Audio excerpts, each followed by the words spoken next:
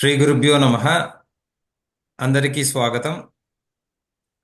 సంవాదం ఆచార్య శ్రీ రఘురామ శర్మ గారితో మన సంభాషణ పరంపరకు పునఃస్వాగతం.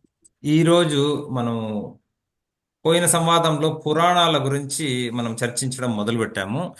తిరిగి ఈరోజు కూడా పురాణాల గురించే అనేక విషయాలు వారిని అడిగి తెలుసుకుందాము. నా పేరు సాయిరాం పొగులూరు, మీకందరికీ పరిచయమే. ఆచార్య రఘురామ శర్మ గారు అనేక శాస్త్రాలు శాస్త్రీయంగా అధ్యయనం చేసి మన అనేక ప్రశ్నలకు సమాధానం చెప్పబోతున్నారు. పురాణాలు మనం ఎందుకు చదవాలి, వాటి వల్ల ఈ కాలానికి సంబంధించిన ఏదైనా జ్ఞానం వస్తుందా అని మనతో పాటు మన ముఖ్య అతిథి భానుప్రకాష్ నా చిరకాల మిత్రుడు ఆ, ఈ విషయాలు గురించి అనేక ప్రశ్నలు సంధించబోతున్నాను. మనం అందరం కలిసి కూడా ఈ సమయంలో పురాణాల గురించి నేర్చుకోవాలని. నమస్కారం ఆచార్య. పురాణం నమస్కారం అండి. అంటే ఏమిటి? పురాతనం ఇది నవం అన్నది చెప్తుంటారు. అసలు పురాణం అంటే ఏంటి? పురాణం ఒక విద్యగా పురాణ విద్య అంటే ఏంటి అసలు కొంచెం వివరిస్తారా? ఇప్పుడు ప్రస్తుతము వేదాధ్యయన పరంపర ఎలా ఉందో ఒకప్పుడు పురాణ అధ్యయన పరంపర కూడా అలాగే ఉండేదండి. ఎవరెవరు పురాణం అధ్యయనం చేశారు అంటే బ్రహ్మ నుంచి భరద్వాజ మహర్షి వీళ్ళందరూ అధ్యయనం చేశారు అని ఉన్నది. చివరిగా వ్యాసుల నుంచి రోమహర్షణ మహర్షి స్వయంగా అధ్యయనం చేశారు. రోమహర్షణ నుంచి సూతుల వారు స్వయంగా చెప్పారు, మా తండ్రి గారు అయినటువంటి రోమహర్షణ నుంచి నేను పురాణం అధ్యయనం చేశాను. అధ్యయనం అనేటువంటి శబ్దానికి అర్థం ఏంటంటే విధిగా చదవడానికి అధ్యయనం అని పేరు. అంటే విధిగా చదవడం అంటే ఏంటి అంటే ఏ రోజు చదవకూడదు ఆ రోజు చదవకుండా ఉండి, ఏ రోజు చెప్పుకుంటూ ఆ రోజు అంటే ఆ శ్రవణము, తర్వాత దాన్ని మననము, ఇవన్నీ ఇత్యాదులన్నీ చేసుకుంటూ వెళ్ళడానికి అధ్యయనం అని పేరు. శాస్త్ర అధ్యయనం, వేదాధ్యయనం, అలాగే పురాణాధ్యయనం. అది కాలక్రమంలో ఏమైపోయింది అంటే పురాణంలో ఉన్నటువంటి కథలన్నీ జన నాను దీంట్లోకి ఫోక్లోజ్ గా వచ్చేటప్పటికి దాని నిజంగా పురాణంలో ఉన్న కథ ఏంటి, ఫోక్లోర్ కథ ఏంటి, ఇవన్నీ వీటిల్లో వ్యత్యాసం లేకపోవడం. తర్వాత చాలా మటుకు పురాణ గ్రంథాలన్నీ కూడా ఆ, ధ్వంసం అవ్వటం. ఎందుకంటే వేదం వచ్చేటప్పటికి ఏమైందంటే శృతి పరంపర కొనసాగుతూ వచ్చింది. గురువు నుంచి శిష్యుడు సంపూర్ణంగా వేదాన్ని విని దాన్ని దాన్ని కంఠస్థం చేసి మళ్ళీ దాన్ని ఆ స్వాధీనపరుచుకునేంత వరకు దాన్ని పూర్తిగా చదువుతూ 10 సార్లు వల్ల వేయడము, 10 సార్లు ఆవృత్తి చెప్పడం, ఇలా ఇలా పరిస్థితి ఉంది. అయితే పురాణ అధ్యయన పరంపరలో అలా లేదు. పురాణ అధ్యయన పరంపరలో ఏమైపోయింది అంటే కేవలం వినడం వరకు మాత్రమే వచ్చింది. తర్వాత మిగతా అంతా కథ దాన్ని ఆడు భాషలో ఎక్కువగా చెప్పడం వచ్చేప్పటికి కొద్దిగా ఆ పరంపర అంటే పురాణ కథల్లో దాంట్లో డిస్టార్షన్స్, కొన్ని కొన్ని చిన్న చిన్న మార్పులు అవన్నీ వచ్చినా కూడా పురాణ యథాతథంగా ఉంది, కానీ కంఠస్థం చేయడం అనేటువంటి పద్ధతి చాలా తగ్గిపోయింది. అయితే ఇప్పుడు ప్రస్తుతం మనం అందరం కూడా వేదంలో ఉన్నటువంటి విషయాన్ని అర్థం చేసుకొని, వేదంలో ఉన్న భాషని అర్థం చేసుకొని ధర్మాన్ని ఆచరించడం అనేటువంటిది మన వల్ల అవ్వని పని. మనకంత సంస్కృత పరిజ్ఞానం కానీ శాస్త్ర పరిజ్ఞానం కానీ లేదు. సులభంగా ధర్మం అర్థం అవ్వడానికి మనకు పురాణాలు ఒకటే ఇప్పుడు ప్రస్తుతం శరణి. వేదం వేదం యొక్క అర్థం తెలియాలి అంటే పురాణ ఇతిహాసాలు తెలియాలి.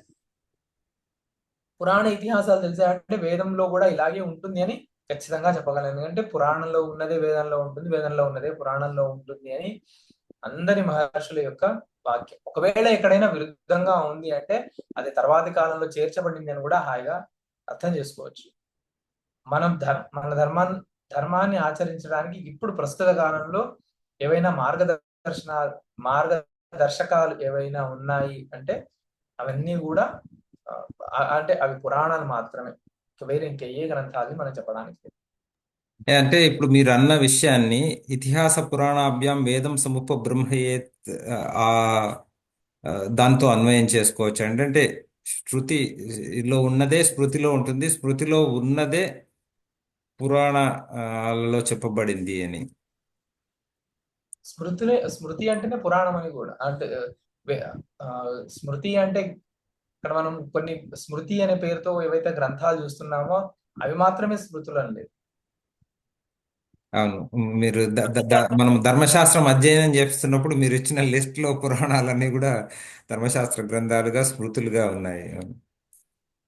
దానికి ఈ పురాణాలకే స్మృతి అని గ్రంథం ఎందుకు వచ్చింది అంటే బ్రహ్మ పురాణానాం స్మర్త, బ్రహ్మగారు మొదలు వీటిని స్మరించారు కాబట్టి ఇవి స్మృతులు అయ్యాయి. ఆ. బ్రహ్మగారు మొదలు విన్నారు కాబట్టి అవి శృతి అయ్యాయి. సో పురాణం ఇప్పుడు అంటే అందరూ ఈ, ప్రతి కాలంలో అనే ప్రశ్న ఏమో వీఆర్ టూ బిజీ.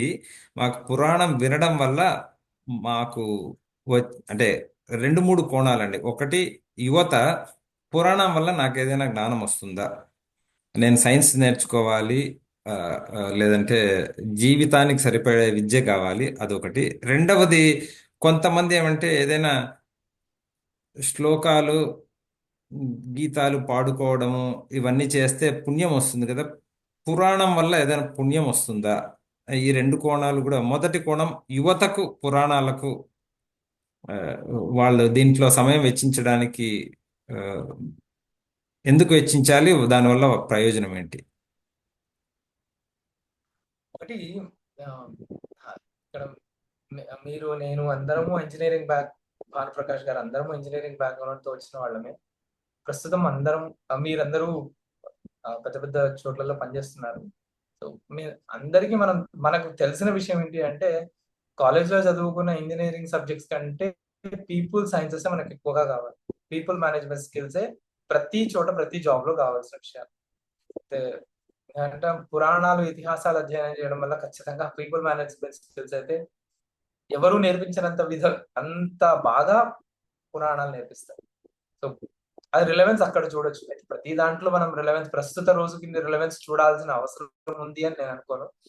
ఆయన అడుగుతారు ఏంటంటే ప్రయోజనం అనుద్దేశ్యం మందోపిన ప్రవర్తతే. ఇప్పుడు ప్రయోజనం లేకపోతే నేను దాంట్లో ప్రవర్తించాల్సిన అవసరం లేదు, ఇది అధ్యయనం చేయాల్సిన అవసరం నాకు లేదు అనుకుంటారు. అయితే అట్లా లేదు. అట్లా దీనిలో ఉన్న ప్రయోజనం దీంట్లో ఉండనే ఉంది. అయితే ఏ విధంగా వెళ్ళాలి అనుకునే వాళ్ళకి ఆ విధ ప్రయోజనం ఉంది అక్కడ. ఇప్పుడు మీరు అన్నారు ఏవో స్తోత్రాలు చదువుకుంటే పుణ్యం వస్తుంది అంటే పురాణాల్లో లేని స్తోత్రాలు ఉన్నాయా? పురాణాల్లో చాలా రకాల స్తోత్రాలు ఉన్నాయి. చాలా రకాల స్తోత్రాలకి మంత్రత్వం ఇచ్చారు మహర్షి. ఇప్పుడు ఆ సహస్రనామాలన్నీ పురాణాల్లో నుంచి వచ్చినవిగా. మనం చేసే వ్రతాలన్నీ కూడా లలిత అంతే కదండి. వ్రతాలన్నీ స్కాంద పురాణం నుంచి వచ్చినవి. సుమారుగా మనం చేసే వ్రతాలన్నీ కూడా మనం చేసే సహస్రనామాలన్నీ కూడా అన్ని వేరు వేరు పురాణాల నుంచి తీసుకున్నటువంటివి. ఇప్పుడు కేవలం శివ సహస్రనామాలే తీసుకుంటే సుమారుగా 10కి పైన శివ సహస్రనామాలు పురాణాల నుంచి లభ్యమవుతున్నాయి. 10కి పైన అంటున్నారంటే ఇంకా ఉన్నాయని చెప్తున్నారు. ఎందుకంటే ఒక గ్రంథం చేశారు శివ దశ సహస్ర నామావళి, 10,000 నామాలతో ఒక గ్రంథం చేశారు. అంటే 10 సహస్రనామాలు అయితే లభ్యమవుతున్నాయని కదా, అంతకంటే ఎక్కువే ఉన్నాయి. కాబట్టి విష్ణు సహస్రనామాలు చాలానే ఉన్నాయి. గరుడ పురాణంలో ఒక విష్ణు సహస్రనామం ఉంది. ఆ మహాభారతంలో ఒక విష్ణు సహస్రనామం ఉంది. అది ప్రధానంగా ప్రసిద్ధి అందరూ అవును. తెలిసింది. గరుడ పురాణంలో ఒక విష్ణు సహస్రనామం ఉంది. విష్ణు పురాణంలో ఒక పద్మ పురాణంలో విష్ణు సహస్రనామం ఉంది. లలితా సహస్రనామం పద్మ పురాణంలో ఉంది. నారదీయ పురాణంలో ఉంది. ఆ, బ్రహ్మాండం. బ్రహ్మాండ పురాణంలో అయితే ప్రసిద్ధిగా ఉన్నది, చదువుతూనే ఉన్నాం. అవును. కాబట్టి ఇలా వేరు పురాణాలు వేరు వేరు స్తోత్రాలు ఉండనే ఉన్నాయి. పుణ్యం కావాలి అనుకుంటే పుణ్యం వస్తుందండి. లేదు ప్రస్తుత రోజు నేను సైన్స్ స్టూడెంట్ ని అని ఎవరైనా అంటే ఎంతమంది నిజంగా రియల్ రియల్ టైమ్ లో సైన్స్ ఫాలో అవుతున్నారండి? స్కూల్లో ఏదో నేర్పించిన సైన్స్ మోడల్స్ కే ఇవాళ అందరూ స్టిక్ అయి ఉన్నారు. ఎవరు అప్డేట్ అయి ఉన్నారు? మనం ఎవ్వరము కూడా స్టూడెంట్స్ ఆఫ్ సైన్స్ అని చెప్పుకోవడానికి మనం నిజంగా అర్హత ఉందా అనే డౌటే నాకైతే. ఎందుకు అంటే స్కూల్లో మనకు నేర్పించారు Newtonian model of planetary system మనకు నేర్పించారు. గ్రావిటేషనల్ ఫోర్స్ ఒకటి ఉంటుంది, ఎక్స్టర్నల్ ఫోర్స్. అది ప్రతి స్టార్ తన చుట్టూ తిరిగే ప్లానెట్స్ చుట్టూ గ్రావిటేషనల్ ఫోర్స్ ఎగ్జర్ట్ చేస్తుంది. అది న్యూటన్ ప్రపోజ్ చేస్తే దాన్ని ఐన్స్టీన్ ఎప్పుడో దాన్ని 1906లోనే దాన్ని ఆ థియరీ రాంగ్ అని చెప్పి ప్రూవ్ చేశాడు. 1906లో ప్రూవ్ చేసిన ఐన్స్టీన్ మోడల్ ని ఇవాళ దాకా మన పుస్తకాల్లో చదవట్లేదు. సో నిజంగా మనం చెప్పగలుగుతున్నాం మనం రియల్లీ స్టూడెంట్స్ ఆఫ్ సైన్స్ అని. సో ఏ బేసిస్ మీద ఇప్పుడు ఏ బేసిస్ మీద మన శాస్త్రం చేస్తున్నాము అంటే a theory which has been abandoned at least 120 years ago. Based on that theory, we are questioning our shastras. దాని తర్వాత కూడా చాలా థియరీస్ వచ్చాయిగా, ఎంతవరకు మనం అప్డేట్ అయ్యాం? ఆ, ఇప్పుడు ఒక చిన్న నామం, ఇప్పుడు విష్ణు సహస్రనామంలో గభస్తినేమి అని ఉంది. అవునండి.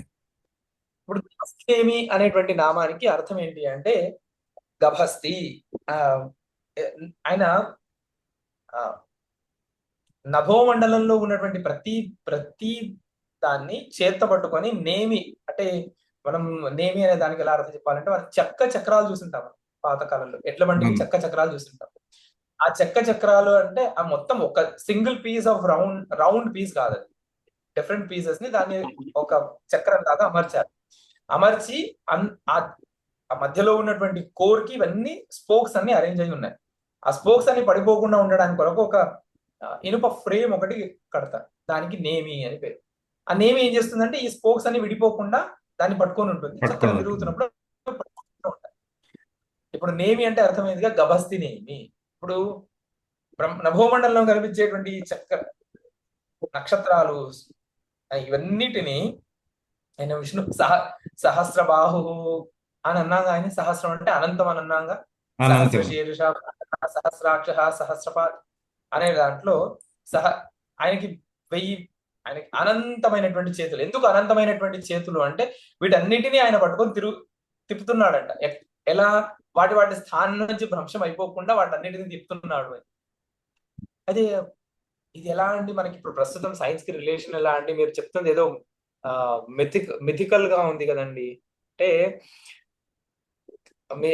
ఏదైతే ఇప్పుడు దానికి ఇప్పుడు ఏం చెప్పాలి అంటే, Einstein model of planetary system అథవా దేనైనా చెప్పుకుంటే, relativity, general theory of relativity గురించి మనం మాట్లాడుకుంటే, అథవా స్పెసిఫిక్ థియరీ ఆఫ్ రిలేటివిటీ ఏదైనా మాట్లాడుకుంటే, అక్కడ ఇప్పటిదాకా కూడా మనం అప్డేట్ కాని విషయం ఏంటంటే, ఐన్స్టీన్ మోడల్ ని ఒప్పుకున్నారు, కానీ ఐన్స్టీన్ మోడల్ కంటే ముందు న్యూటోనియన్ మోడల్ వరకు, న్యూటన్ నుంచి ఐన్స్టీన్ దాకా ఉన్నటువంటి సైంటిస్ట్ అందరూ 4 ఎలిమెంట్స్ మాత్రమే ఒప్పుకున్నారు.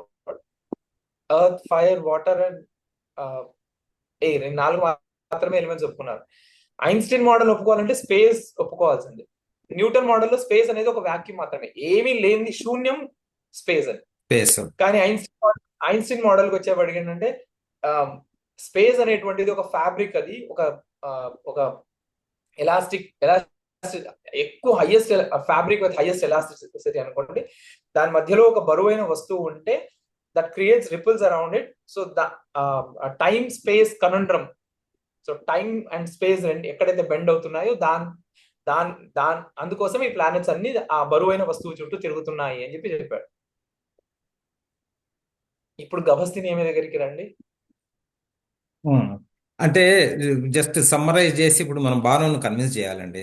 ఎందుకంటే ఈ పురాణంలో విశ్వం అంటే సృష్టి గురించి విస్తారంగా చెప్పింది. మీరు అన్నారు ఇట్లా పంచభూతాలు, ఈ మీరు అన్నారు కదండి. ఇప్పుడు యాక్చువల్గా ఈ ఇన్ఫర్మేషన్ టెక్నాలజీలో ఈ క్లౌడ్లో ఫ్యాబ్రిక్ అనే మాట బాగా ఇప్పుడు విస్తారంగా ఉపయోగపడుతుంది. మీరు యూజ్ చేస్తున్న టైంలోనే ఇంతకుముందు మేము ఏదో ఎలిమెంట్ అనేవాళ్ళం. ఇప్పుడు ఒక ఫ్యాబ్రిక్, డేటా ఫ్యాబ్రిక్ అనే పదం విస్తారంగా ఎక్స్టెన్సివ్లీ ఈజ్ యూజ్డ్ మనకు ఆకాశ తత్వం గురించి. So Banu, next question from you. So now you are convince that there is much deeper relevance, but how do we get this message to the next generation? అదే in fact అంటే ఒకటి మామూలుగా పురాణాల గురించి ది వే నా ఇదంతా ఏంటంటే, okay let's say Raghurama Sharma గారు giving the main core concepts, Sai మధ్యలో కొంచెం బ్రింగింగ్ ఇట్ డౌన్.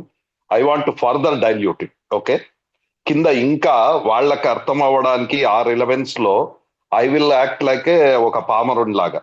ఇన్ఫాక్ట్ ఈ విషయానికి వస్తే నేను పామరుణ్ణే, ఒక లేమన్ క్వశ్చన్స్ అని, that's what I want to ask.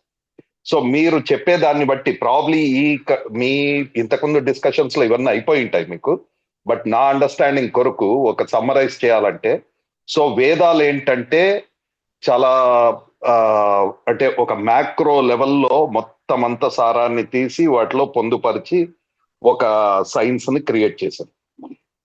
వాటిని కొంచెం డైల్యూట్ చేసి జనాలకు అందుబాటులోకి తేవడానికి కొన్ని ఫేబుల్స్ లాగా లేకుంటే కొన్ని స్టోరీస్ లాగా కొన్ని క్యారెక్టర్స్ క్రియేట్ చేసి ఆ రూపంలో వ్యాఖ్యానాల్లాగా వాటిని వివరించడానికి, ఆ వేదాలని వివరించడానికి పురాణాలు అని చెప్పుకోవచ్చా? అట్లా సృష్టించారా కథలు అని, అంతేనా? ఇట్లాంటి వేదంలో కూడా కథలు ఉన్నాయండి. అలా వాటికి అర్థవాదాలు అని పేరు. ఇక్కడ జరిగిన కథల్నే దాంట్లో నుంచి ఇప్పుడు పురాణం ఎలా వచ్చింది అంటే, ఇప్పుడు ప్రస్తుతం ఉన్నటువంటి పురాణ స్వరూపం ఎలా ఉంది అంటే, శౌనక మహర్షులు సూత పురాణికుని ఒక ప్రశ్న వేశారు. దానికి ఆయన రిలేటివ్ ఒక కథ చెప్పుకుంటూ వెళ్ళాడు. జరిగిన కథని వీళ్ళు అడిగిన ప్రశ్నకి సమాధానంగా చెప్పుకుంటూ వెళ్ళారు. సో ఫేబుల్ ని క్రియేట్ చేయాల్సిన అవసరం లేదు. అచ్చా, ఓకే ఓకే ఓకే. కానీ అంటే ఇప్పుడు ఓకే, వాళ్ళ ఆ జరిగిన కథలోనే దాని సారాన్ని కొంచెం తీసుకుంటే మళ్ళీ వేదాలకి సరిపోతుంది, ఆ, అంతేనా? అంటే బాను, నేను ఐ జస్ట్ ఇంటర్జెక్ట్. అంటే చదువుకున్నప్పుడు మేమేం చెప్పామంటే, శాస్త్రం అంటే మనం వేదాలను రాజావత్ బోధయే అంటున్నాం. అంటే దాన్ని ప్రభు సంహిత అంటే రూల్ బుక్ లాగా చెప్తుంది. ప్రభువత్ ఈవెన్ దో కథలున్నా కూడా అవి అర్థవాదాలు. ఇక్కడికి వచ్చేసరికి ఆ. సంహిత, లాట్ ఆఫ్ ఫ్రెండ్లీ నరేషన్. ఇప్పుడు మనం డైలాగ్ రైట్ రైట్. ఓకే కావ్యంకి ఓకే. వచ్చేసరికి కాంతావత్ బోధయ్యేది. దాంట్లో కాంతావత్ బోధయ్య ఏంటంటే రఘురామ శర్మ గారు చెప్తే ఇంకొకసారి బాగుంటుంది అసలు. అంటే దాంట్లో విషయము డైరెక్ట్ గా కాకుండా ఆ, మీరు ఇంకొకసారి మీరు ఆ ద్రాక్ష పళ్ళ ఉదాహరణ పోయిటిక్ గా, కొంచెం పోయిటిక్ గా చెప్పారు. పొయిటిక్ గా, నాట్ ఓన్లీ పొయిటిక్, వారు ఒకసారి చెప్తే I think you should reflect. Okay okay. ఇక్కడ పురాణంలో ఎలా ఉంటుంది అంటే, పురాణానికి ఒక పురాణం ఇప్పుడు మనం ఎలా సంవాదం మనం చేసుకుంటున్నామో అలాగే అండి. శౌనకాది మహర్షులు అందరూ వీళ్ళందరూ సూత పురాణికుడిని ఒక్కొక్క ప్రశ్న వేస్తూ ఆ ప్రశ్నకు సమాధానంగా వాళ్ళు తీసుకున్నారు. ఇప్పుడు కావ్యంలో ఎలా ఉంటుందంటే, అక్కడ అడిగేవాళ్ళు చెప్పేవాళ్ళు ఏముంటుంది, ఆ కవి ఆయన ఆయన సృష్టించినటువంటి ప్రపంచంలో దాంట్లో ఏదో ఒక విషయాన్ని చదివే వాళ్ళకి, సహృదయులకి వాళ్ళకి చేర్చాలి విషయం. కానీ ఎలా చేర్చాలి, ఏదో నిజంగా డైరెక్ట్ గా చెప్తున్నట్టుగా కాకుండా అర్థం చేసుకునే వాళ్ళకి అర్థం చేసుకునే విధంగా. భార్యాభర్తల మధ్య గొడవలు ఎప్పుడు రావు అంటే, భార్యని భర్త అర్థం చేసుకున్నప్పుడు గొడవలు రావు. భర్త అడిగాడు, ద్రాక్ష పళ్ళు తీసుకురావాలి, మార్కెట్కి వెళ్తున్నాను, ద్రాక్ష పళ్ళు తీసుకురావాలా, మామిడి పళ్ళు తీసుకురావాలా అంటే, భార్య ఎప్పుడు డైరెక్ట్ గా చెప్పదండి. ఇప్పుడు ఎండాకాలంలో ద్రాక్ష పళ్ళు పుల్లగా ఉంటాయి, కొత్తగా మార్కెట్ లో నూజివీడి రసాలు వచ్చాయంట, తీయగా ఉంటాయి, బాగుంటాయి, చాలా రుచిగా ఉంటాయి అని చెప్పి వెంటనే అర్థం చేసుకునే భర్త అయితే ఇంటికి మామిడి పళ్ళు తీసుకొస్తాడు, రాత్రి భోజనం చేస్తాడు. లేదా నాకు కావ్యం కూడా ఇలాగే ఉంటుందండి. అంటే అక్కడ ఉదాహరణకి దిలీపుడు వశిష్ఠుడి దగ్గరికి వెళ్ళినప్పుడు ఎలా నిలబడ్డాడు, ఎలా చేశాడు చెప్తారు, అంతేగాని గురువుల దగ్గరికి వెళ్ళినప్పుడు ఇలా ఉండాలి అని చెప్పారు. అక్కడ దిలీపుడికి వశిష్ఠుడికి సంబంధం గురు శిష్య సంబంధము. వశిష్ఠుడు దిలీపుడు వచ్చే సమయానికి అగ్నిహోత్రం చేస్తున్నాడు. రాగానే ఏమయ్యా దిలీపు వచ్చావా అని చెప్పి పలకరించలేదు ఆయన. ఒకసారి ఇలా చూసి ఆయన అంతగా ఆయన అగ్నిహోత్రం చేస్తూ నిలబడ్డాడు.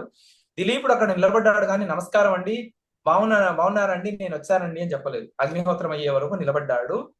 అగ్నిహోత్రం అయిన తర్వాత వెళ్ళి పాదాలు పట్టుకొని నమస్కారం చేశాడు.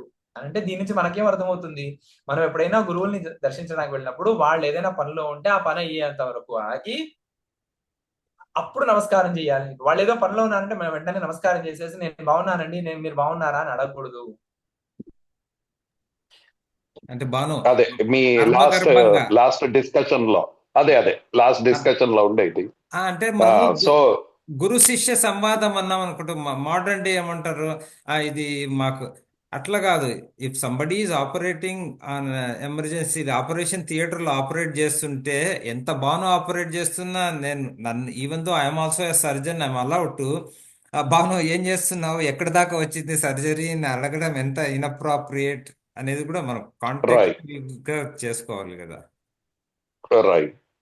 సో బేసికలీ జరిగిన దాంట్లో ఒక్కోరి సంస్కారాన్ని బట్టి, ఓరోరి మెచ్యూరిటీని బట్టి వాళ్ళు అర్థం చేసుకోవడానికి తగినంత దాంట్లో పొందుపరిచారు. సరే, నాకు యాక్చువల్ పొందుపరిచారు రఘురామ శర్మ గారు. మాకు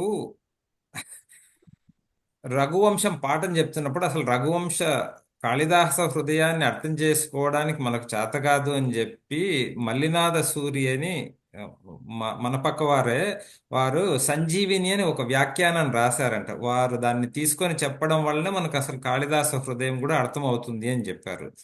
సో ఇప్పుడు అలా కవి హృదయం తెలియాలంటే ఎవరో ఒకళ్ళు తీసి చెప్పాలి కదండి. లేదంటే ఇప్పుడు మన కాళిదాస హృదయంలో ఇన్ని శాస్త్రాలు ఉన్నాయి అన్న విషయం అంటే మీరు చెప్పేంత వరకు మాకు తెలియదు కాళిదాసు ఇన్ని శాస్త్రాలు చెప్పాడని.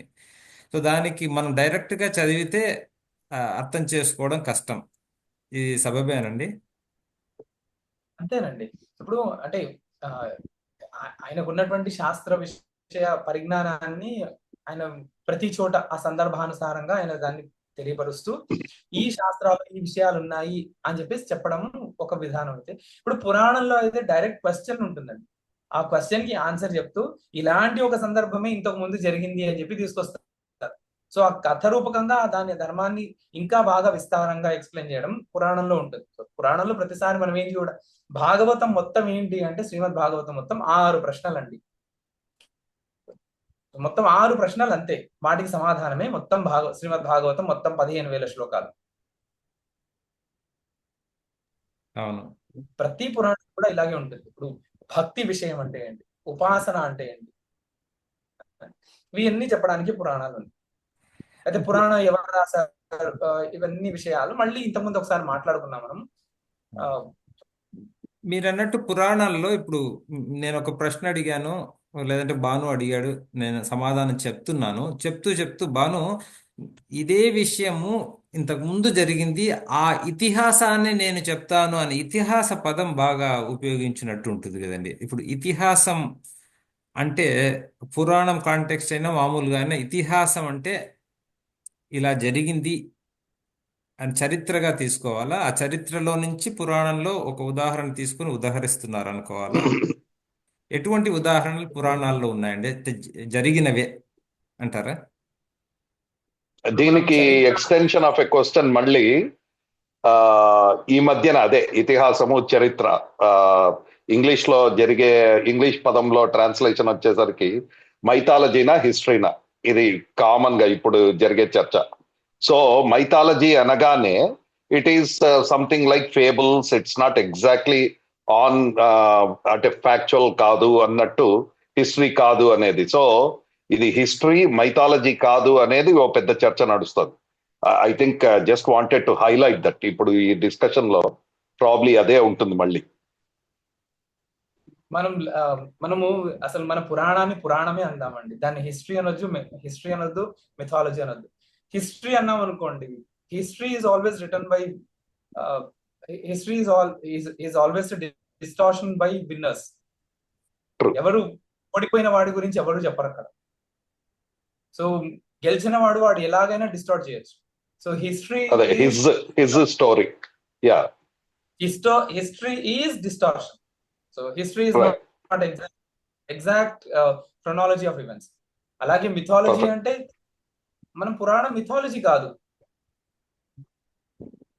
ఇది చాలా బాగా చెప్పారండి. అసలు ఇది ఎప్పుడైనా కూడా వేటను సింహం చెప్తోందంటే జింక కోణం ఎప్పుడు రాదు అని చెప్పి. అంతే కదా. సో ఇప్పుడు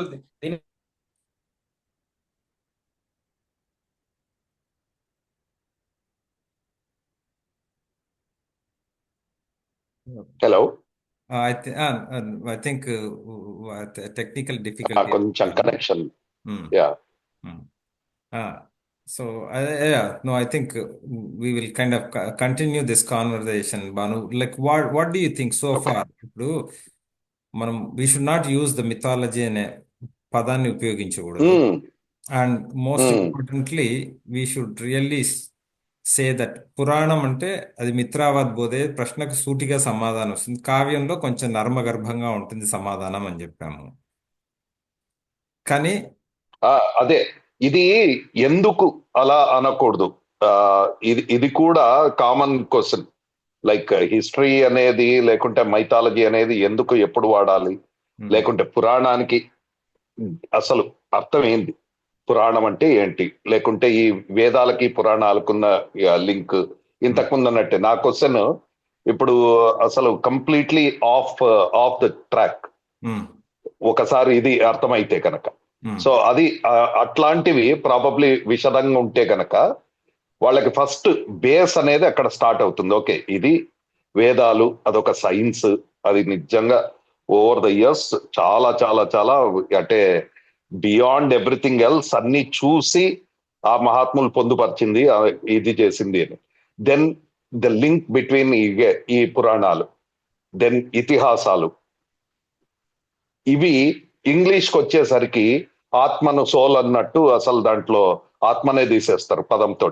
సో ఈ ట్రాన్స్లేషన్ లో ఎట్లా they get lost and why you should not use god అనేది ఎందుకు వాడము, deity is why we should be using that more than god. ఇవి కొన్ని అంటే నేను ఇందులోకి రావడమే, I told you right, to pass it on to that ఇప్పుడున్న వాళ్ళకి అదే కోణంలో అన్ని ఆలోచించి ఇవి వాళ్ళకి కొంచెం ఎక్స్ప్లెయిన్ చేయాల్సినవి. ఉమ్. అంటే మనము ఫస్ట్ దాంతో స్టార్ట్ చేస్తే then it will take place in a right context for them. తప్పకుండా అంటే వాళ్ళని కూడా తీసుకొని వచ్చి వాళ్ళకు మనం సమాధానం ఇస్తే యా, ఎందుకంటే బాగుంటుంది. ఐ థింక్ మనము అదే అదే we're taking this opportunity to invite them to participate. ఇప్పుడు వాళ్ళకు ఇప్పుడు నువ్వు అడిగిన ప్రశ్నలకు 3 అర నిమిషంలో చెప్తే మనం అసలు వేదము అన్నప్పుడు కూడా అదే ఇంగ్లీష్లో వర్షన్లో మనం మాట్లాడుకోవచ్చు. అతీంద్రియ విశ్వ విజ్ఞానాన్ని దర్శించిన వాళ్ళు మనకు అందించారు. అది ఎవరో రాయడము ఓవర్ ద ఏజ్ అనేదే లేదు, ఇది ఎప్పుడూ ఉండే విజ్ఞానమే. వాళ్ళు దర్శించారు, మనకు అందించారు, అంతే. ఇది నిన్న లేదు, అది కొత్తగా రైట్, పుట్టించిన జ్ఞానం అయితే కాదు. మొదట మనం తెలుసుకోవాల్సింది ఇది. అది రైట్ సో రైట్. దాన్ని ఇప్పుడు ఆ ఒక్క విషయం అది నేను చెప్పి వీరిని కొంచెం ఎక్స్పాండ్ చేయమంటాను. ఎందుకంటే it's important for us to understand. ఇది ఏదో వేల సంవత్సరాలుగా మనకు మాత్రమే సంపాదించిన ఆ సంపాదించడం అన్న ప్రశ్న లేదు కదా. అతీంద్రియ శక్తి కలిగిన ఋషులు వాళ్ళు ఆ స్థాయికి వెళ్ళి దర్శించి మనకు అందించారు. ఎందుకంటే మనకు కూడా ఒక మార్గం చూపించాలని. ఈ కోణం మీద మీరు కొంచెం వివరిస్తారండి. అసలు ఈ వేద విజ్ఞానము మనం సంపాదించింది కాదు, ఎప్పుడూ ఉండేదే. అందుకనే మనం సనాతనము అంటున్నాము. దీని మీద కొంచెం వివరిస్తే ఈ ప్రశ్నకు బాను సమాధానం అందరికీ ఇవ్వడానికి కూడా మీకు వస్తుంది. చాలా మంది ఇప్పుడు ఏం చేస్తున్నారు అంటే వేదంలో ఉన్నటువంటి మంత్రాలు ఇవన్నీ తీసుకొని ఇవన్నీ మహర్షులు వాళ్ళు ధ్యానంలో సమాధిలో ఉన్నప్పుడు వాళ్ళు దర్శించారు అని. అలాంటి కవి కూడా ఏదో ట్రాన్స్ లో ఉన్నప్పుడు చాలా శ్లోకాలు రచిస్తారు. సో రెండు ఈక్వల్ అయితే అలా లేదండి. వాళ్ళు కేవలం దర్శించింది ఏంటంటే ఎక్కడి నుంచి ఎక్కడ దాకా మంత్రత్వం ఎక్కడి నుంచి ఎక్కడ దాకా అని మాత్రమే దర్శించారు వాళ్ళు. ఉదాహరణకి ఇప్పుడు ఏదో ఒక యాగంలో ఒక క్రియ చేస్తున్నారు, అక్కడ ఒక మంత్రం చెప్పాలి.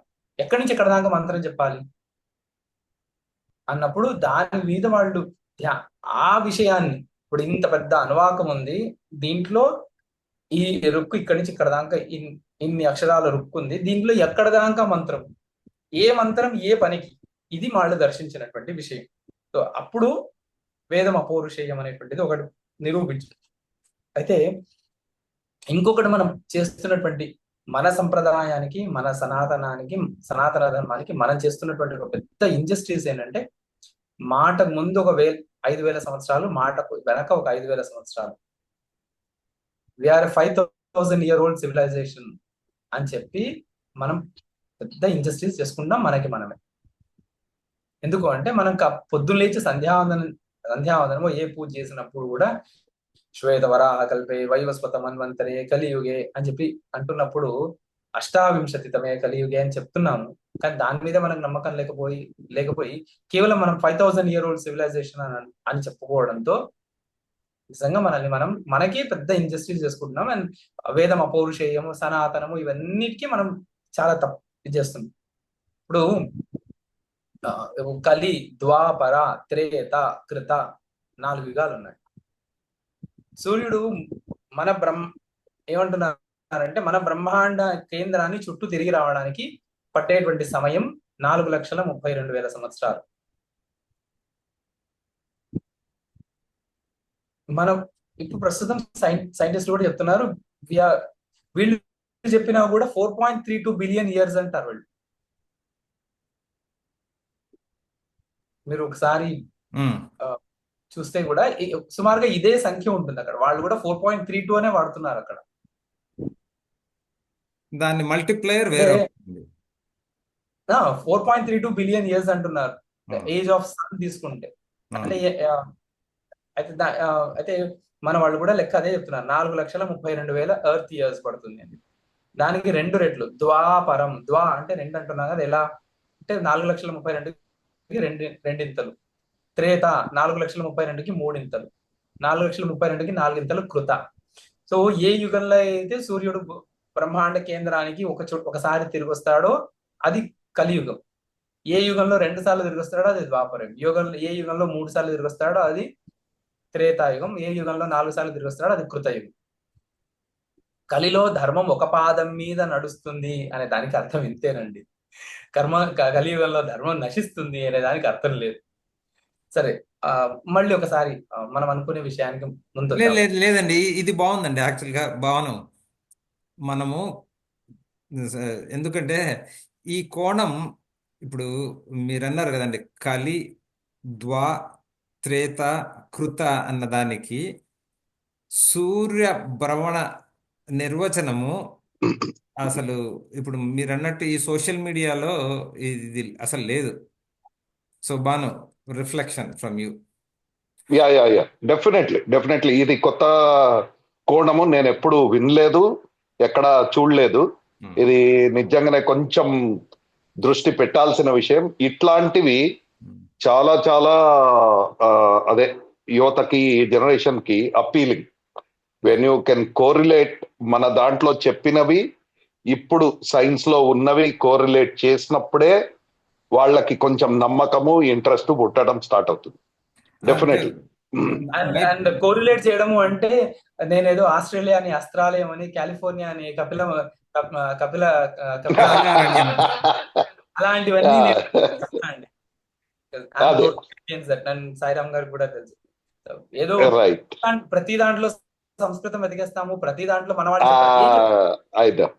ఇది నేను చెప్పిన విషయము సూర్య సిద్ధాంతంలో ప్రాథమిక శిక్ష. ఇది గోళ పరిభాష అని ఒక గ్రంథం, సిద్ధాంతంలో మొదటి గ్రంథం. దాంట్లో మొదట్లో చెప్పిన విషయం ఇది. సో ఇదేదో నేను గ్రంథం లేదు, బేస్లెస్ గా చెప్పట్లేదు విషయం, ఏదో నేను కల్పించింది చెప్పట్లేదు. సో ఆల్రెడీ ఈ జ్ఞానం ఉన్నది. అంటే ఎలా ఉంది అంటే ఇలా ఉంది. సో మీరు ఒకసారి మనం ఎప్పుడు ఒకసారి గూగుల్ చేసి చూడండి, ఏజ్ ఆఫ్ సన్ అంటే 4.32 బిలియన్ ఇయర్స్ అంటారు. So what is the significance of the word 4.3, number 4.32? అదే ఎగ్జాక్ట్ గా మ్యాచ్ అవుతోంది దీంతో. సో ఇప్పుడు కలియుగమే 4,32,000 సంవత్సరాలు అయితే దాంట్లో కృత, ద్వాపర, త్రేతాయుగాలు అన్ని ఇంతకాలం గడిచిపోయింది. ఇలాంటి 4 యుగాలు అయితే దానికి ఒక మహాయుగం అని పేరు. అలాంటి 1000 మహాయుగాలు అయితే ఒక మన్వంతరం అని, అలాంటి 71 మన్వంతరాలు అయితే ఒక కల్పం అని. ఇంతకాలం మనం ఉండగా ఈ భూమి నడుస్తూ ఉంటే ఈ టోటల్ మీరు ఒకసారి మొత్తం తీసుకొని వస్తే ఒక కల్పం. ఇప్పటిదాకా ప్రతి కల్పంలో ఒక కొత్త సూర్యుడు ఇవన్నీ ఉంటాయండి. సో ఇప్పుడు మనం శ్వేతవరాహ. సో మీరు శ్వేతవరాహ కల్పం మీరు తీసుకొని వస్తే దాని మొత్తం ఏమవుతుంది అంటే ఆ 4.32 బిలియన్ ఇయర్స్ అనేటువంటిది సరిగ్గా సరిపోతుంది అక్కడ. సో ఇది ఇక్కడ అంటే బహుశా ఈరోజు సంవాదం మనము దీనిలోనే ఫోకస్ చేసి ముగించే ప్రయత్నం చేద్దామండి. ఈ కోణము మనం ఎప్పుడు కూడా మీరు అన్నట్లు మనం ఎప్పుడు కలియుగము, ద్వాపర, త్రేత, కృత అన్నది ఇటువంటి నిర్వచనం చెప్పలేదు. మనము ఈ సృష్టికి ఇంత వయసు అయింది, ఆ సృష్టి ఇంత దాకా ఉంటుంది అని. మరి ఇంకొక ప్రశ్న అండి, ప్రతి ఒక్కళ్ళు ఓ 20 సంవత్సరాలకు ఒకసారి, 10 సంవత్సరాలకు ఒకసారి యుగాంతం వచ్చేస్తోంది అని ఒక సినిమా తీస్తారు. దానికి మన శాస్త్రం ఏం చెప్తుందండి? లైక్ మీరు అన్నారు 4,32,000 సంవత్సరాల్లో మనం 5,000 సంవత్సరాలే అయిపోయింది అంటే. సో కానీ 4.3 బిలియన్ కూడా 4.32 billion if you think of it, మామూలుగా మన అర్త్ ఫామ్ అవడము ఈ యాంగిల్లో వాళ్ళు చెప్పేది ఏంటంటే 13 పాయింట్ సమ్ బిలియన్ ఇయర్స్ అని, అరౌండ్ 14 బిలియన్. సో ఈ లెక్క కూడా ఒకసారి చూడాలి, దానికి ఏమైనా సిగ్నిఫికెన్స్ వస్తుందా, 4.3 into 3 అట్లేదన్నా వస్తుందా అనేది చూడాలి కాస్త. అంటే వస్తుంది. See, మనకు అంటే ఇప్పుడు ప్రయోజనం ఏంటి ఇప్పుడు? ఈజ్ దర్ మనకు ఇప్పుడు is there end of the world coming in కప్ లైక్ ఈవెన్ కలి అయినా కూడా is it end of the world? ఇంకొకటి నేను ఎప్పుడు 98 నుంచి వింటున్నానండి ఎండ్ ఆఫ్ అదే అదే స్కైలాబ్ వచ్చింది. యాక్చువల్గా మేము స్కైలాబ్ నుంచి వింటున్నాం. 84 నుంచి అదే వింటున్నాను. ఎప్పటి నుంచో అదే.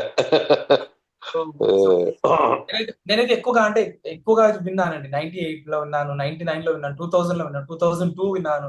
ప్రతి ఒక్క ఎక్కడో ఒక చిన్న భూమి మీద ఒక చిన్న భూకంపం వస్తే అయిపోయింది, ప్రళయం వచ్చేసింది. ఆయన తర్వాత ఈ మధ్య కొంతమంది కొన్ని అంటే ఆల్రెడీ కొన్ని రిలీజన్స్ ఉన్నాయి, కేవలం ఎండ్ ఆఫ్ ది వరల్డ్ గురించి ఉండేటువంటి రిలీజన్స్ ఉన్నాయి. అదే పెద్ద బిజినెస్ వాళ్ళకి. అలాంటి సిమిలర్ బిజినెస్ ఉన్నటువంటి మన దాంట్లో కూడా వచ్చేసాయి. సో ఏదో రాజవిద్య చెప్తున్నాము, రాజగుహ్యం చెప్తున్నాము అని చెప్పుకుంటూ అయిపోయింది, ఇక సత్యయుగం వచ్చేస్తుంది, కలియుగం ఎండ్ అయిపోతుంది. ఎందుకు ఎండ్ అవుతుందండి? ఇప్పుడు సూర్య భ్రమణ కాలానికి దీనికి లింక్ ఉన్నప్పుడు సూర్యుడు ఏమన్నా 5,000 సంవత్సరాలు అయిపోయింది, నేను ఇంకా అలసిపోయాను అని చెప్పేసి ఇవాళ ఒకసారి ఇట్లా ఫాస్ట్ గా తిరిగి వచ్చేస్తాడా ఏంటి? లేదు, ఏ సమయానికి ఏవి జరగాలి అంతే జరుగుతూనే ఉంటాయి. సో ఈ విజ్ఞానం ఎక్కడుంది? ఈ విజ్ఞానం పురాణంలో. ఫస్ట్ ఆఫ్ ఆల్ అప్పుడు ఒకటి మనం ఏమైపోతున్నాం ఇవాళ అంటే, why are we getting degenerated? మనం అందరము ఎందుకు ఇంత చాలా నిస్సహాయంగా, నిరుత్సాహంగా మారిపోతున్నాం ధర్మ విషయంలో? అంటే ఒక పెద్ద థియరీ అండి, యూ ఓన్లీ లివ్ వన్స్. ఒక థియరీ, యోలో. నువ్వు ఒకసారి జీవిస్తావు, నువ్వు ఎలాగైనా బతికేయను. చారువాకం అని కూడా చెప్పడానికి లేదండి. అక్కడ వాళ్ళు కూడా చాలా బాగా, వాళ్ళు కూడా ఈ కాలాన్ని వాళ్ళేం తక్కువ చేయలేదు. వాళ్ళు ఇంకో జన్మ నీకుంటే ఇంకో జన్మ వచ్చినప్పుడు చూసుకుందులే, ఇప్పుడు ఈ జన్మ చాలు అని వాళ్ళు ఈ జన్మలో ఇలా ఉండన్నారు అంతే. వాళ్ళు అనేక జన్మలు ఒప్పుకున్నారు వాళ్ళు. ఎందుకంటే వాళ్ళు కూడా కాలాన్ని ఇంత పెద్దగానే ఒప్పుకున్నారు. వాళ్ళేం కాలాన్ని కొంచెం సంకుచితపరచలేదు. 6,000 సంవత్సరాల క్రితమే భూమి పుట్టింది, సూర్యుడు పొద్దునే మంచినీటి కొలంలో నుంచి బయటకు వస్తాడు, సాయంత్రం బురద నీటిలోకి మునిగిపోతాడు. ఇలాంటివన్నీ పిచ్చి మాటలు ఎవరూ చెప్పలేదు వాళ్ళు కూడా.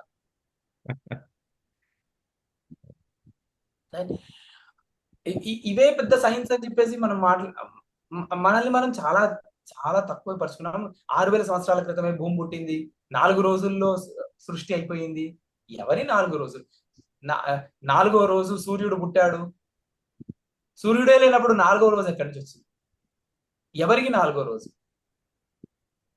అవును, ఈ ఒక మౌలిక ప్రశ్న అండి. ఇప్పుడు పురాణాల్లో సృష్టి విజ్ఞానం ఉంది అన్న విషయం ఇప్పుడు మనకు పురాణం అంటూనే మనకు భాగవతం, కృష్ణుని కథలు, గరుడ పురాణం అంటే భయం, ఎవరైనా పోయినప్పుడు తప్పక చదవడం.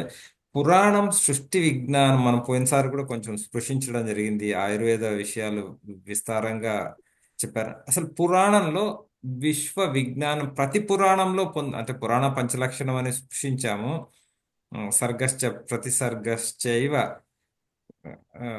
లైక్ వంశో మన్వంతరాన్ని చ వంశానుచరితం చేయవ పురాణం పంచలక్షణం అన్నారు. అంటే ప్రతి పురాణంలో ఎంతో కొంత సృష్టి విజ్ఞానం ఉంది అంటారు మీరు. అంటే అందరికి తెలియడానికి. ఎంతో కొంత కాదు, అదే ప్రధాన లక్షణం. అది ఉంటేనే అది పురాణం అవుతుంది. అది ఉంటేనే పురాణం. ఇప్పుడు నిజంగా అయితే విషయం ఏంటి? ప్రతి మనిషి క్వెస్ట్ ఏంటి? ఏ శాస్త్రం అవలంబించిన మనిషి క్వెస్ట్ ఏంటి అంటే, మనం ఎక్కడి నుంచి వచ్చాము, ఎక్కడికి వెళ్తున్నాం? ఇది నిజంగా పెద్ద క్వశ్చన్. ఇవాళ మోడర్న్ డే కూడా క్వశ్చన్ కూడా అంతే. How was this universe formed? ఇంతే కదా క్వశ్చన్. ఫిజిక్స్ అయినా కెమిస్ట్రీ అయినా వాళ్ళ బేసిక్ ఎలిమెంట్స్ ని తీసుకొని దాన్ని బట్టి ఆన్సర్ చేస్తూ వెళ్తున్నారు. మన శాస్త్రాలు కూడా అంతే. ఇప్పుడు ఫిజిక్స్, ఒక ఫిజిసిస్ట్ కూర్చొని how was this universe formed అని క్వశ్చన్ చేసుకొని కొన్ని హైపోథెసిస్ తీసుకొని దాని పేపర్స్ చేస్తే అది తప్పు లేనప్పుడు, మన పురాణాలు ఆ విషయాన్ని డిస్కస్ చేస్తే తప్పేంటి? సో కానీ మీరు అద్భుతమైన ప్రశ్న Bhanu, please weigh in on. పురాణం is really presenting a view of this world creation. ఈ సృష్టి ఎలా అయింది. సో కల్పానికి కూడా సృష్టి ఈ క్రమం కొంత మారే అవకాశం ఉంటుంది. ఆ మీరు మీరు అన్న కోణంలో చూడడం లేదు కదా Banu, what do you say ఇప్పుడు? ఆ, యాక్చువల్లీ ఇది ఆ, ఒక బేసిక్ అందరికీ, మనందరికీ హిందువుల్లాగా కొద్దో గొప్ప ఇవన్నీ పరిచయం ఉంటే అందరికీ అంతర్లీనంగా ఒక బలమైన విశ్వాసం ఏంటంటే ఈ పురాణాలు వేదాల్లో ఉన్నవి అవి ఏంటంటే ఎప్పటికీ ఉండే సత్యాలని వాళ్ళు క్రోడీకరించినారు. వన్. కాకపోతే ఈ మోడర్న్ డే సైన్స్ ఇవన్నీ ఒక వెస్టర్న్ ప్రభావమో లేకుంటే ఇంకో యాంగిల్ ఆఫ్ థింకింగ్ అట్లా వచ్చి అది కొంచెం వేరే పొలిటికల్ రీజన్స్ తోటి బాగా ప్రభావం చూపుతోంది ఇప్పుడు. సో మనకు అందరికీ అంతర్లీనంగా ఉన్న విశ్వాసం ఏంటంటే ఈ సత్యానికి ఈ ఫిజిక్స్ ఈ సైన్స్ ఎప్పుడో డెవలప్ అయ్యి ప్యారలల్ గా వస్తోంది, మెల్లిగా దాంట్లో కలిసిపోతుంది అనేది we all believe. We're somewhere in between right now, caught in between. ఈ వీటికి లింకు చూపెట్టలేకపోవడం అనేది జరుగుతోంది. అక్కడ ఈ కాన్ఫ్లిక్ట్ అంతా వచ్చేది. కానీ మనకి ఎక్కడో బ్లైండ్ గా ఒకటైతే బలంగా దేవుడు ఉన్నాడు అనేది మనం వేరే వాళ్ళతో ఆర్గ్యూ చేయలేకపోయినా అది ఏమున్నా కూడా మనకు లోపల అదైతే ఉంది. అట్లనే వీటి పట్ల కూడా అదే విశ్వాసం ఉంది. ఈ రెండింటిని క్రోడీకరించడంలో లేకుంటే కోరిలేట్ చేయడంలో that is where this fissure is వచ్చేది. లేదంటే తిరిగి ఈ వెళ్దాం. ఇప్పుడు పురాణం, అసలు పురాణాన్ని ఈ కోణంలో చూడడం లేదని ఇప్పుడు మాకు శాస్త్రం చెప్తున్నప్పుడు ఆచార్యులు అంటారు, సత్యం అంటే త్రికాల అబాధ్యత్వం. అంటే నిన్న ఉంది, ఈరోజు లేదు, రేపు ఉండబోతుందో లేదో అని కరెక్ట్. లేదు. మూడు కాలాల్లో ఎప్పుడూ శాశ్వతంగా ఉండేదే సత్యం. ఆ సత్యమే మన జ్ఞానం. సో ఇంకొకసారి అండి, ఎందుకంటే మాకు ఒకసారి చెప్తే అర్థం కాదు ఈ వయసులో. మీరు అన్నారు ఈ పురాణ విద్యను చూసే కోణం ఎలా ఉండాలి. దీన్ని ఒక్కొక్క పురాణం తీసుకుంటున్నప్పుడు ఈ ఈ ఈ సైన్స్ అనే, మీరు అన్నారు కదా, scientist is presenting a view of how this world got created and this granular elements of this universe and foundation blocks of this universe got in to, sorry ఆంగ్లంలో చెప్తే గానీ కొన్ని ఈ సమకాలీనంగా ఈ విశ్వ నిర్మాణ క్రమంలో ఉన్న సూక్ష్మాతి సూక్ష్మ అణోరణీయానని ఈ కోణంలో ఎందుకు చూడడం లేదు, ఎలా చూడగలము? కొంచెం మీరు వివరిస్తే బాగుంటుంది. ఇప్పుడు పురాణంలో ఉన్నటువంటి ఈ విజ్ఞానం అంతా కూడా ఒక్కొక్క పురాణంలో అంటే ఇప్పుడు శౌనకాది మహర్షులు వాళ్ళు అడిగిన ప్రశ్నకి సూతుల వారు ప్రశ్న మాత్రమే చెప్పుకుంటూ వెళ్ళాను, జవాబులు మాత్రమే చెప్పుకుంటూ వెళ్ళాము అనుకున్నాం కదా. అవును. ఏ పురాణానికి పురాణం విడిగా తీసుకుంటే మనకు అర్థం కాదు. ఇప్పుడు ఒక ప్రశ్న తీసుకుంటే ఆ ప్రశ్న మిగతా పురాణాల్లో ఉన్న అన్ని ఆన్సర్స్ కాంప్రహెన్సివ్ గా తీసుకుంటే మనం చాలా టాపిక్స్ అర్థమవుతాయి. మనం చెయ్యని పని ఇది ఒకటే. మనం ఇంకొకటి ఏంటంటే కొంత ఇలాంటి ప్రచారం కూడా ఉంది. ఈ పురాణాలన్నీ సాత్విక పురాణాలు, తామసిక పురాణాలు, రాజసిక పురాణాలు అని ఉన్నాయి. సాత్వ పురాణాలు మాత్రమే అధ్యయనానికి యోగ్యాలు, రాజసిక తామసికాలు చదవకూడదు, ముట్టకూడదు. ఇలా పిచ్చి పిచ్చి మాటలు ధర్మాచార్యుల స్థానంలో ఉన్న వాళ్ళు కూడా అంటుంటే ఏమి చేయలేని నిస్సహాయక స్థితిలో మనం ఉండిపోయాం. బ్రహ్మగారు ఆయన ఏ స్థితిలో ఉన్నప్పుడు, అంటే ఒక్కొక్క కల్పనలో ఆయన ఒక్కొక్క స్థితి ఉంటుంది. రాజసిక, తామసిక, సాత్విక స్థితి ఆయనకు ఉన్నటువంటి స్థితిలో ఏ పురాణాలు ఎక్కువగా ప్రసిద్ధిలో వచ్చాయో దాన్ని బట్టి అది పురాణము సాత్వికము, తామసికం, రాజసికం అయింది తప్ప ఆ పురాణానికి లక్షణం కాదు. చతుర్ముఖ బ్రహ్మ యొక్క స్థితిని చెప్పేటువంటి విషయం అది. సాత్విక, రాజసిక, తామసికాన్ని అది పురాణానికి ఆపాదించి సాత్విక పురాణాలు మాత్రమే చదవాలి, తామసిక, రాజసిక పురాణాలు చదవకూడదు ఎక్కడుంది? దానికి క్రమం లేదు. పురాణాన్ని సాత్విక, రాజసిక, తామసిక విభాగం చేశాము అని ఎక్కడైతే ఉందో అక్కడే ఇదే విషయం చెప్పారు. ఈ మొదటి భాగాన్ని ఎక్స్క్లూడ్ చేసి పురాణాలు కాబట్టి సాత్విక పురాణాలు మాత్రమే చదవాలి. అయితే సాత్విక పురాణాల్లో ఎలా ఉంటుంది ప్రశ్న అంటే, సాత్విక పురాణాల్లో ఎక్కువగా భక్తి ప్రధానంగా ప్రశ్నలు ఉంటాయి.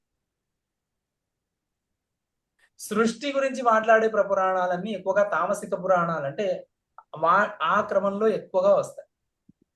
ఈ విజ్ఞానాన్ని మనం మన నుంచి మనమే దూరం చేసుకున్నాం. అంటే ఏమన్నా అంటే అది తామసిక పురాణం, దాని మనం ప్రమాణం కాదు. ఎవరు చెప్పారు? తామసిక పురాణం ప్రమాణం కాకపోతే దాన్ని అది పురాణం లెక్కలోకి తీసుకురాకూడదుగా. వామాచారం ప్రమాణం కాదు అన్నప్పుడు వామాచారం గురించి ఎవరు మాట్లాడను కూడా మాట్లాడరు. ఇది ఎవరో తెల్లవారు చేసిందే అయి ఉండాలి. కొంచెం అట్లా కేటగరైజ్ చేసి ఎక్కడో దాన్ని అట్లా స్ప్రెడ్ చేసి కొంచెం ఆ రహస్యాల్లోకి వెళ్లకుండా కానీ అదే వాటిని వర్గీకరించి వాటిని మళ్ళీ వేరు చేసి కొన్ని చదవచ్చు కొన్ని చదవకూడదు. ఇది కరెక్ట్ గా అంటే ఏం తెలియకున్నా అది అతకట్లేదు నా వరకు అయితే. ఇప్పుడు ఇంకో విషయం ఏంటంటే ఇవాళ మాత్రమే ఇన్స్టాగ్రామ్ బాబాలు రాలేదు, ఒక చాలా ఎప్పటికీ ఉన్నారు.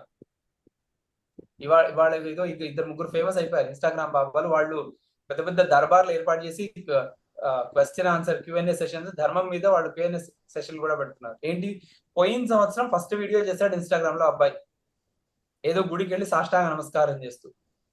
ఇవాళ అతను బాబా.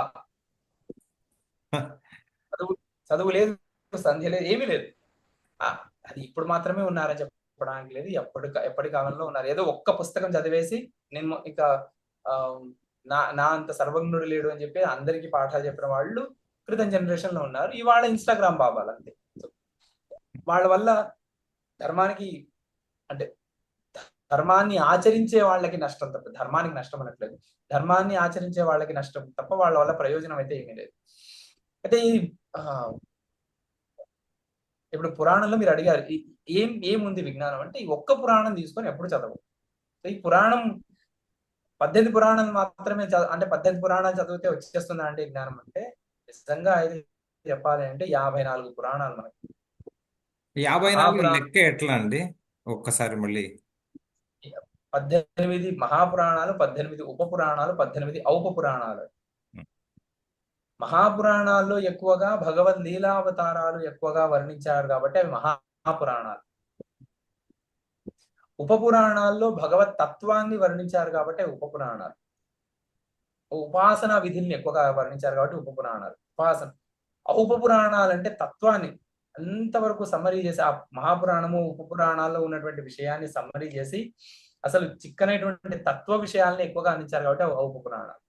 అయితే పేర్లు చూడడానికి ఇది మహాపురాణము, ఇది ఉప పురాణము, ఔప పురాణము కాబట్టి మహాపురాణము ఇవి మనం పాటించాలి, ఇవి అధ్యయనం చేయాలి, ఇవి చదవాలి, వినాలి. ఉప పురాణాలు విన్నా వినకపోయినా పర్వాలేదు, వాటి పేర్లు తెలిస్తే చాలు. ఔప పురాణాలు అసలు మనం ఇన్సిగ్నిఫికెంట్ అవి అని మనకు మనసుకు అనిపిస్తుంది పేర్లు వినంగానే. ఒక కాన్సెప్ట్ ని, ఒక విషయాన్ని సంపూర్ణంగా అర్థం చేసుకోవాలంటే ఈ 18 పురాణాల్లో ఉన్న ప్రతి విషయాన్ని ఒక దగ్గర కొలెక్ట్ చేసి చదవగలిగితే, అర్థం చేసుకోగలిగితే ఏదైనా ఒక్క విషయం పట్ల సంపూర్ణ అవగాహన వస్తుంది. పురాణ విద్యను సమగ్రంగా అధ్యయనం చేయాలి. ఈ అంటే ఈ సంవాదంలో కింద ఇన్ఫర్మేషన్ లో పంచుకుందామండి. ఈ 18 మహాపురాణాలు, ఉప పురాణాల, ఔప పురాణాల పేర్లన్నా తెలిస్తే ఈ సంవాదం ఇంకా, అంటే ఇప్పుడు జస్ట్ ఇప్పటికే మనం అరగంట పైగా అయింది. చాలా విశేషంగా కొన్ని విషయాలు మనం తెలుసుకున్నాము. జస్ట్ టు సమ్మరైజ్, అసలు పురాణం అనేది విశ్వ విజ్ఞానానికి సంబంధించిన జ్ఞానం. దాన్ని ఆ కోణంలో చూసి సమగ్రంగా అధ్యయనం చేయాలి అని ఒకటి.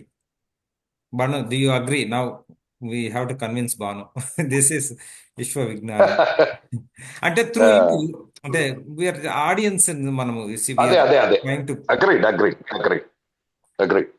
బట్ ఇది మారిపోయింది. సో ఏ విధంగా ఈ విషయాన్ని తీసుకెళ్తే బాగుంటుంది బాను? ఇప్పుడు ఒకటి చెప్పారు కదా, ఇది మనం మొదట కలి త్రేతాకృత అని సూర్య భ్రమణంతో ముడిపెట్టడము అనేది, ఇటువంటి విషయాలు మనం కాంటెక్స్ట్ లో అసలు వినలేదు. సో ఈ విషయాన్ని మనం నెక్స్ట్ జనరేషన్ కి ఎట్లా తీసుకెళ్ళాలి? లేదు, అది చాలా బాగుంది.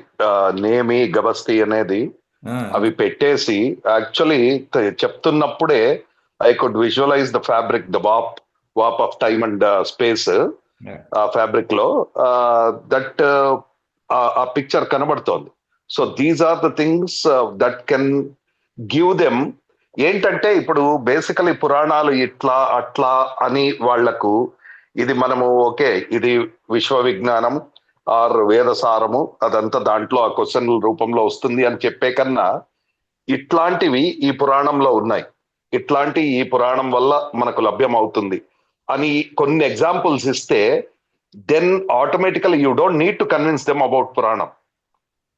They will understand that okay ఇది ఈ పురాణంలో ఉంది, ఇది ఈ పురాణంలో ఉంది, ఇట్లా వాళ్ళు if they can relate to they are convinced already. We don't need to separately convince, వాళ్ళకి ఎక్స్ప్లెయిన్ చేయక్కర్లేదు. ఇంకా దే విల్ సే ఓకే పురాణంలో ఉంది ఇది ఇట్లాంటిది అనేది చెప్తే that is enough proof for them to know that this is about science, this is about ఎప్పటి నుంచో ఉన్న ట్రూత్ గురించే ఇవన్నీ డిఫరెంట్ వేస్ లో ఎక్స్ప్లెనేషన్స్ కానీ క్వశ్చన్ అండ్ ఆన్సర్స్ కానీ జరిగిన కథలు కానీ ఒక్కో దాంట్లో ఇట్లా వస్తుంది అనేది వాళ్ళకి అర్థమవుతుంది. సో ఇవి మోర్ అండ్ మోర్ చెప్పి ఇన్స్టెడ్ ఆఫ్ టెలింగ్ దెమ్ ఇవి మనకు they tell you about truth అనే కన్నా ఎట్లా ట్రూత్ గురించి చెప్తోందని ఇవ్వడమే కరెక్ట్ వే, అట్లీస్ట్ నాకు అనిపించేది. సో నెక్స్ట్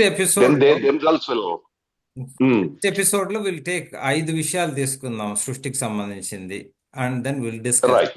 బట్ ముఖ్యంగా ఏమంటే అది మాత్రమే పురాణం అనుకోకుండా that is only tip of the iceberg. ఎందుకంటే ఇది అధ్యయనం చేయవలసిన శాస్త్రం అన్న ఆసక్తి కలిగించడం వరకే ఇది. అండ్ ఈ మాధ్యమం మూలంగా we're inviting youth to also come and participate in this kind of series with your questions. Either you ask us directly or you can reach to any one of us. We can discuss those questions and make sure that they are answered.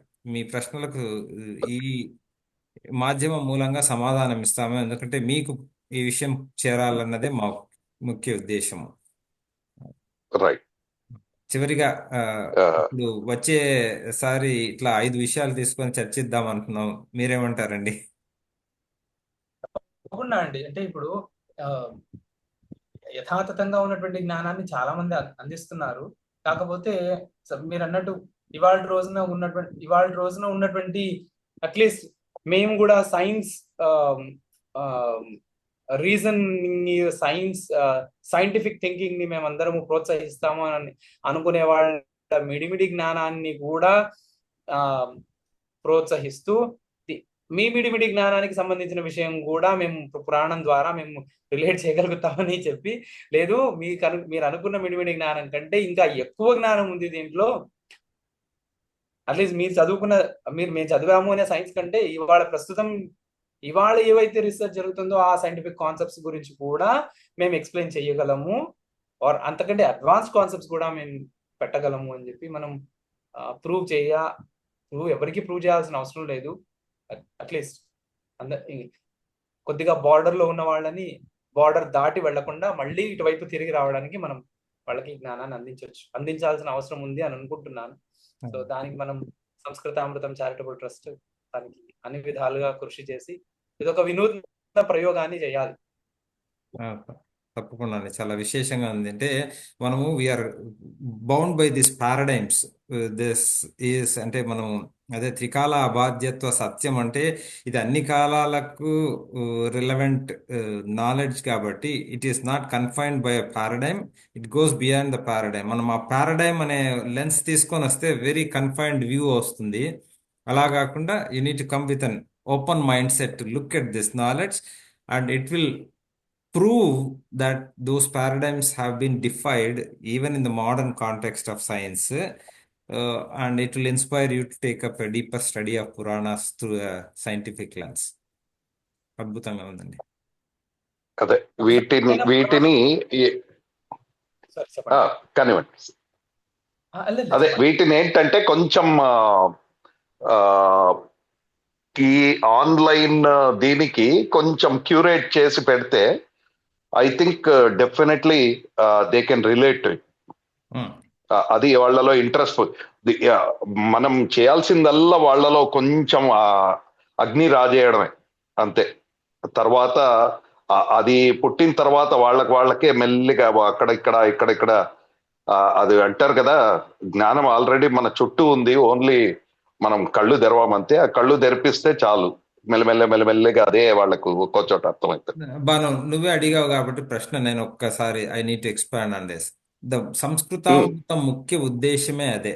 మనం వి want to, ఇప్పుడు రఘురామ శర్మ గారు వారు గురువుల ప్రేరణతో ఇది ఆలోచించినప్పుడు ఏమంటే we want to give the tools, basic సంస్కృతం నాలెడ్జ్. అంటే those with elementary Sanskrit knowledge will be empowered with tools to take up this kind of deeper research in any field, not just పురాణం అని కాదు. ఇప్పుడు స్థాపత్య వేదం అంటున్నాం, ఆర్కిటెక్చర్ చేయాలంటే ఇప్పుడు you are city planner, so you know. But whether it is మహాభారతంలో అయినా రామాయణంలో అయినా అయోధ్య అయినా లంక అయినా, అట్లా రీసెర్చ్ చేయాలనుకున్న వాళ్లకు సంస్కృతం మీద 10 సంవత్సరాలు స్పెండ్ చేయాలనే టైంని we're bringing it down to 2 years. Even if you are really dedicated, 12 నెలల్లో నేర్పించేస్తారు ఆచార్యులు వాళ్ళకి కావాల్సిన ఆ, ఆ, సంస్కృతాన్ని. It is proven, it's not that we're proposing something. So they can do, now they have that. ఇప్పుడు ఒక శ్లోకం తీసుకొని ఆ శాస్త్రంలో దానికి అన్వయం ఆ టూల్స్ ఇచ్చేస్తాయి. సో దెన్ దే విల్ నేస్ ఒక అప్లికేషన్ ఎట్లా అని. ఇప్పుడు ఇంతకు ముందు ఋషుల గురించి చెప్పినప్పుడు కూడా ఋషులు కూడా ఆ జ్ఞానాన్ని హౌ టు అప్లై, దాని వినియోగాన్ని వాళ్ళు దర్శించారు. అంతేగాని జ్ఞానం ఆల్రెడీ ఉంది, దాన్ని ఎలా వినియోగించుకోవాలని కరెక్ట్. దర్శించారు. అటువంటి తపన ఉంటే మీరు కూడా మోడర్న్ కాంటెక్స్ట్ లో మేబీ ఆ ప్రయోగం చేయొచ్చో చేయలేదో, ఋషితుల్యులుగా you can take the knowledge. సంస్కృతామృతం విల్ ఎనేబుల్, ఆచార్య will enable you to get to that level of knowledge. యో యోజహ తత్ర దుర్లభ అని కాకుండా, you can take this knowledge, apply to modern day context and advance this.